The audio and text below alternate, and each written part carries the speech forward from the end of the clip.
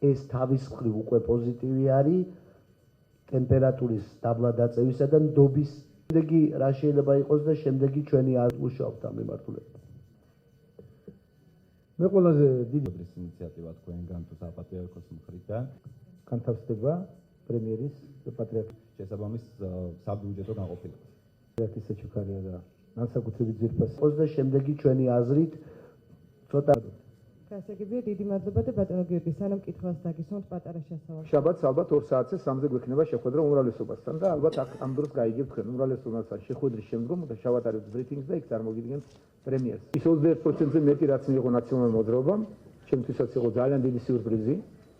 მე ამასაც მეც კი არ ველოდი ამას უარეს შემთხვევაშიც კი, რომ ზრალსი მოხდებოდა.